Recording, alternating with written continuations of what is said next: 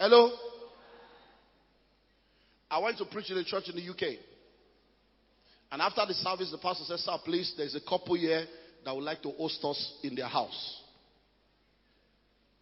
I said, anything you say, I'm your guest. If anywhere you take me, I follow.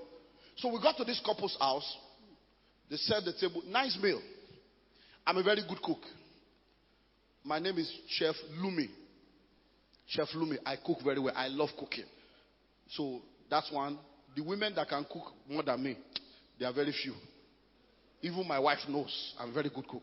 So when I tell you that your food is good, it's good. So I finished eating and I'm like, wow, nice meal. Good presentation, the taste, everything.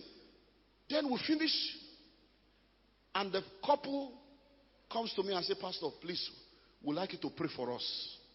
I say, okay, what do we want to pray about? Because I'm not a religious person. Pray for what? What's the problem? Say, my husband doesn't have a job. We've been struggling. Even we are not able to pay rent. This and that.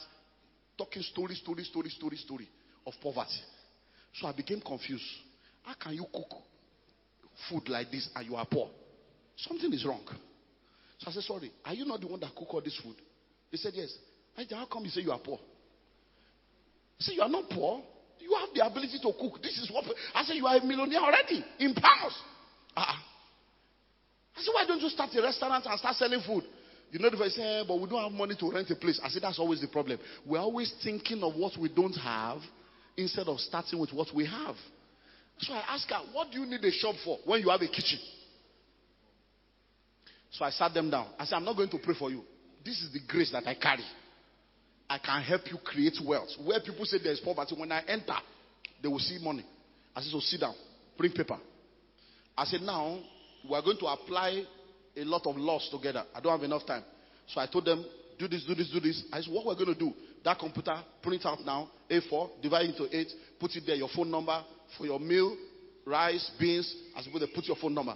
I said, tomorrow, Monday, wake up early, cook little rice, little beans, get plantain ready, do different kind of soup and stew that you can put in freezer that can last few days. I said, then, when you wake up, pray, command the day, decree, declare. I told them what to do. I said, then go and start sharing the paper to people all over this street, all the different shops, and tell them you can deliver lunch to their office.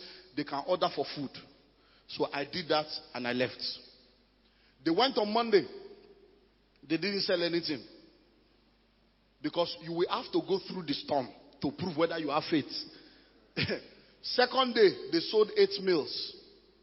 Third day, nothing. Fourth day, nothing.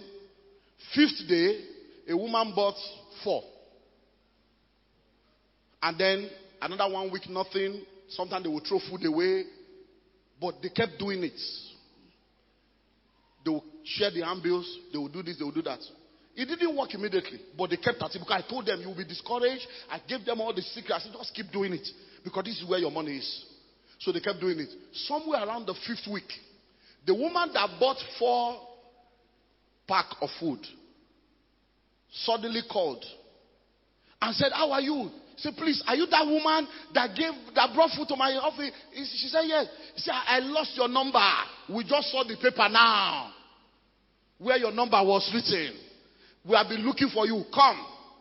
And the woman told her, he said, when you brought the food, the 4-pack, I was in a hurry, so I couldn't eat, so I put it in the car. He said, I was on my way to our women's meeting. And when I got there, many of them said they are hungry. So he said, about 12 of us sat down to just eat the food before we started. And they were like, wow, where did you get this food? It's very sweet. He said, so we decided that you should start supplying us food in our monthly meeting. And there are 48 people. So every month you'll be supplying us for our meeting. So she said, no problem.